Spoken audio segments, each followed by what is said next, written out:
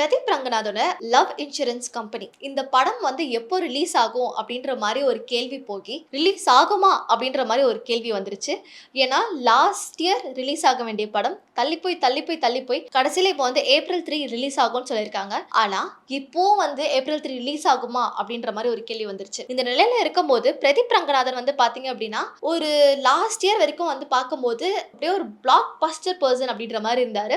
ஏன்னா கோமாளி பட டைரக்டரா இருந்து அதுக்கப்புறம் லவ் டுடே, டிராகன், டியூட் அப்படின்ற மாதிரி வரிசையா படம் அடிக்கிட்டு போய் அவ்வளவுதான்ப்பா இந்த மனுஷனை பிடிக்கவே முடியாது அப்படின்ற மாதிரி ஒரு ஹைட்டுக்கு போயிட்டாரு. ஸோ அப்படி இருக்க பட்சத்துல இந்த படம் ரிலீஸ்க்காக பிரதீப் ரங்கநாதன் ஏதோ ஒரு வேலை பண்ணிட்டு இருக்காரு. மீன்ஸ் எந்த ஒரு பேச்சுமே இந்த படம் ரிலீஸ்க்காக எதுவுமே பேசல அப்படின்ற மாதிரி சொல்லிட்டு இருக்காங்க. கடைசியில பார்த்தா அந்த ரிலீஸ் ஆகாததுக்கு காரணமே இவர்தான் அப்படின்ற மாதிரி சொல்லிட்டு இருக்காங்க. ஸோ அது என்ன ஏதுன்றதை ஃபுல்லா பார்க்கலாம். திரைக்குறளையர்களுக்கு வணக்கம். ஸோ லவ் இன்சூரன்ஸ் கம்பெனி அப்படின்னு பாத்தீங்கன்னா இந்த படம் ஆல்ரெடி சொன்ன மாதிரி எப்பயோ ரிலீஸ் ஆக வேண்டிய படம், லாஸ்ட் இயர் ரிலீஸ் ஆக வேண்டிய படம் தான் அது. பட் தள்ளி போய் இப்போ வரைக்கும் ரிலீஸ் ஆகல அப்படின்ற மாதிரி இருக்கு. ஸோ இந்த படத்துல பாத்தீங்க அப்படின்னா விக்னேஷ் சிவனோட டைரக்ஷன். இது ஆக்சுவலா பாத்தீங்கன்னா விக்னேஷ் சிவன் அஜித்தோட 62வது படம். அந்த 62வது படம் அஜித்தோட சேர்ந்து பண்ணலாம் அப்படின்ற மாதிரி விக்னேஷ் சிவன் ரொம்ப ட்ரை பண்ணாரு. அதுக்கப்புறம் இந்த கார் ரேசிங் மூலமா நயன்தாரா, விக்னேஷ் சிவன் எல்லாம் போய் பார்த்திருந்தாங்க அஜித்தை. ஸோ அப்போ கூட ஏதோ ஒரு டிஸ்கஷன் போய் கன்ஃபார்மா விக்னேஷ் சிவனும் அஜித்தும் ஒரு படம் பண்ணலாம் அப்படின்ற மாதிரிலாம் ஒரு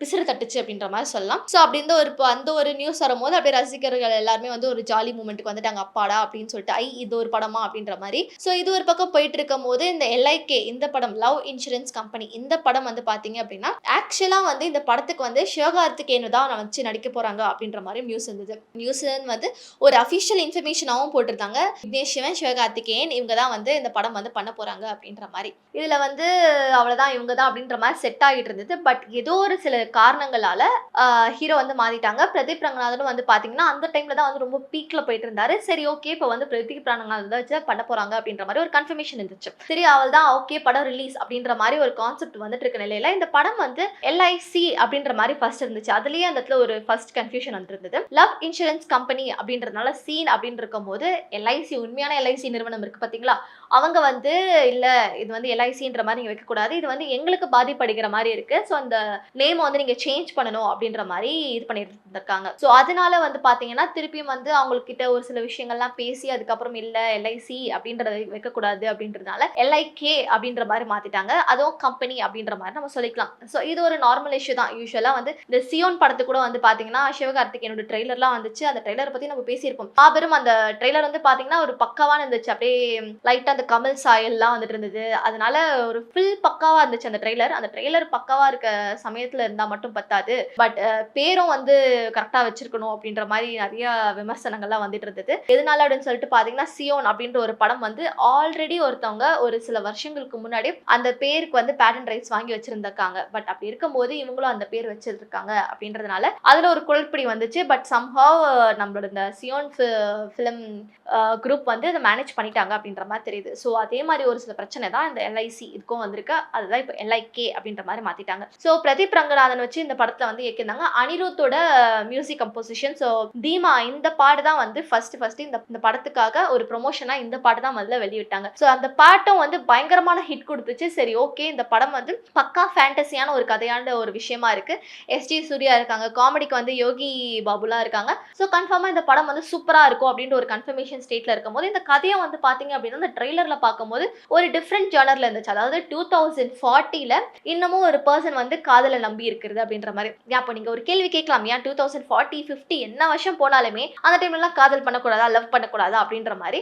பட் ஸ்டில் அந்த டைம்ல பாத்தீங்கன்னா ரொம்ப டெக்னாலஜி எவால்வ் ஆயிருக்கும். ஸோ அந்த டைம்ல லவ்ன்ற ஒரு கான்செப்ட்லாம் இருக்குமான்னு தெரியல. ஏன்னா இப்பவே பாத்தீங்க அப்படின்னா யுலிஷனு, அதுக்கப்புறம் டுலுலு, அதுக்கப்புறம் என்னென்னமோ ஷிப்லாம் வந்திருக்கு, சிச்சுவேஷன் ஷிப், அந்த மாதிரி நிறைய ஷிப்லாம் வந்திருக்கு. ஸோ கரெக்டான ஒரு லவ் ரிலேஷன்ஷிப் அப்படின்ற ஒரு விஷயம் அந்த காலத்துல, அதாவது இன்னும் ஒரு 20 வருஷம் கழித்து இருக்குமா அப்படின்னு பாத்தீங்க அப்படின்னா தெரியலப்பா, ஒரு டவுட்டான ஒரு கான்செப்ட் தான் அப்படின்ற மாதிரி இருந்தது. ஸோ அந்த டைம்ல ஃபர்ஸ்ட் சைட் லவ் அப்படின்ற மாதிரி ஒரு விஷயத்துல நம்ம ஹீரோ சார் நம்பிட்டு இருக்காரு. பார்த்தோன்னே ஒரு காதல் அப்படியே நம்ம ஹீரோயின் என்ட்ரி கொடுப்பாங்க. கார்ல இருந்து வந்து ஒரே குடல நிப்பாங்க. அந்த பார்த்தோனே வந்து நம்ம ஹீரோ சாருக்கு ஒரு காதல் வந்துரும். அந்த காதல வந்து கடைசி வரைக்கும் கடைபிடிப்பாங்களா அப்படின்ற மாரி தான் ஒரு கான்செப்ட். அதுல வில்லனா வந்து எஸ்.ஜே. சூர்யா. ஸோ அந்த லவ் இன்சூரன்ஸ் கம்பெனி அப்படின்ற மாரி ஒரு கம்பெனிய வந்து ஒரு நிர்வாகத்த வந்து சூர்யா வச்சிருக்காரு. ஸோ அந்த இடத்துல தான் வந்து ஒரு குளறுபடிகள்லாம் வந்துட்டு இருக்கு. உங்க காதல் ஜெயிக்குமா, ஜெயிக்காதா? எந்த ஒரு டெக்னாலஜி வேர்ல்ட்லயும் அந்த ஒரு ஃபர்ஸ்ட் சைட் லவ் வந்து ஜெயிக்குமா, ஜெயிக்காதா? அப்படின்ற மாரி தான் அந்த ட்ரெய்லரும் வந்துச்சு. அதெல்லாம் ஓகே.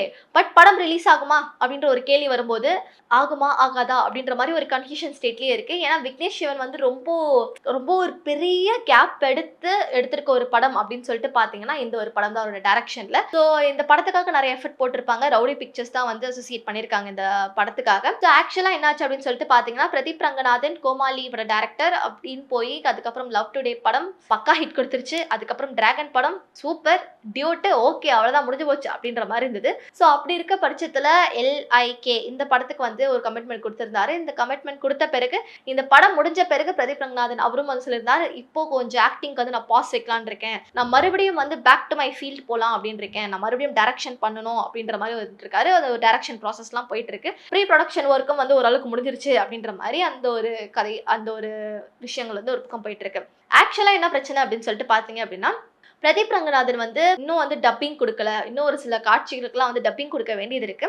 இன்னும் அவர் வந்து டப்பிங் குடுக்கல அப்படின்ற மாரி ஒரு இன்ஸ்டால வந்து நெறைய போஸ்ட்டா இருக்கட்டும், வெப்சைட்ஸ்லாம் வந்து நெறையா இந்த மாரி விஷயங்கள் வந்து போயிட்டு இருந்துச்சு. அப்படி போயிட்டு இருக்கிற நிலைமையில இன்னொரு ஒரு விஷயமும் வந்திருக்கு. என்ன அப்படின்னு சொல்லிட்டு பார்த்தீங்க அப்படின்னா, அவருக்கான சேலரி குடுக்கல. அதனால தான் அவர் டப்பிங் குடுக்க மாட்டேன் அப்படின்ற மாரி சொல்லியிருந்திருக்காரு. ஸோ அதனாலேயே வந்து படம் வந்து பயங்கரமா தள்ளி தள்ளி போயிட்டு இருக்கு அப்படின்ற மாரி தான் இருக்கு. ஸோ கூடிய சீக்கிரம் அந்த ப்ராசஸ் எல்லாம் முடிஞ்சு படம் ரிலீஸ் ஆனா ஒரு நல்ல வெற்றியை குடுக்கும் அப்படின்ற மாரி தான் இருந்துச்சு. ஏன்னா ஆரம்பத்திலேயே நான் சொன்ன மாரி டிசம்பர்ல ரிலீஸ் ஆக வேண்டிய படம், தீபாவளிக்கு ரிலீஸ் ஆக வேண்டிய படம் தள்ளி தள்ளி போகி இதுவாயிட்டு இருந்தது. டியூட் படம் அப்ப ரிலீஸ் ஆகுற மாரி இருந்துச்சு. அதனால இந்த படம் வந்து கொஞ்சம் தள்ளி வச்சிருந்தாங்க. அதுக்கப்புறம் வந்து ஒரு சில படங்கள் பொங்கல் அப்போ ரிலீஸ் பண்ணலாம்னு இருந்தாங்க. அப்போ நெறைய வெயிட்டான படங்கள்லாம் ரிலீஸ் ஆக போகுது அப்படின்றதுனால அதையும் ஒத்தி வச்சிருந்தாங்க. ஸோ இந்த மாரி ஒரு நெறைய தள்ளி தள்ளி போயிருக்கு அப்படின்றதுனாலயுமே வந்து ஓகே இந்த படம் வந்து ஒரு நல்ல மாஸ் குடுக்கணும், வெயிட் குடுக்கணும் அப்படின்னு சொல்லிட்டு வெயிட் பண்ணி ரிலீஸ் பண்றாங்களா என்னன்னு தெரியல. இந்த மாரி தள்ளி தள்ளி போகுது அப்படின்றபோது எனக்கு கருப்பு படம் வந்து ஞாபகம் வந்துச்சு.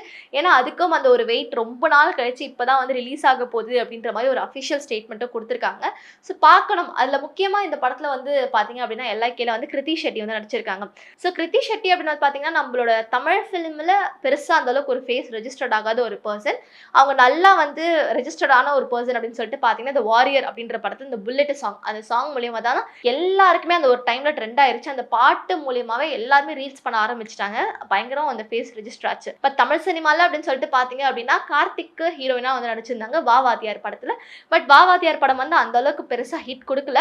ஸோ அவங்களோட இன்புட் வந்து இந்த படத்துல எப்படி இருக்கு அப்படின்றது தான் மெயினான ஒரு கான்செப்டாவே இருக்கும். ரொம்ப சின்ன பிள்ளை தான் அவங்க. ஸோ இந்த படத்துல வந்து எந்த மாரி ஒரு ரோல் குடுத்திருக்காங்க, ஒரு ஹீரோயின் கான்செப்ட்ல இந்த ஒரு டிஃபரெண்ட் நரேஷன் ஸ்டோரியில எந்த மாரி இருக்க போகுது அப்படின்றது தான் ஒரு பயங்கரமான ஆவல். ஸோ ஹோப்ஃபுல்லி இந்த படம் வந்து வெளியான தேதி அனௌன்ஸ் பண்ண டேட்ல கரெக்ட்டா ரிலீஸ் ஆச்சு அப்படின்னா, இந்த படத்துக்கு வந்து ஒரு நல்ல ஹோப் இருக்கும் அப்படின்ற மாரி தான் இருக்கு. ஏன்னா சம்மர் டைம்ல ரிலீஸ் ஆச்சு அப்படின்னாலே ஸோ எல்லா பசங்களுக்குமே வந்து ஸ்கூல் லீவ்லாம் இருக்கும், ஆஃபீஸ், டீச்சர்ஸ் அந்த மாரி இதெல்லாம் ஒரு லீவ் இருக்கும். ஸோ ஃபேமிலியாவும் பார்க்கலாம், கப்பிள்ஸாவும் போலாம், ஃப்ரெண்ட்ஸாவும் போலாம். அந்த மாரி இருக்கும். ஸோ அந்த ப்ராப்ளம்ஸ் எல்லாம் வந்து விக்னேஷ் சிவன் வந்து ஷார்ட் அவுட் பண்ணிட்டு படம் கூடிய சீக்கிரம் ரிலீஸ் ஆகணும் அப்படின்ற மாரி தான் எல்லா ரசிகர்களும் வெயிட் பண்ணிட்டு இருக்காங்க.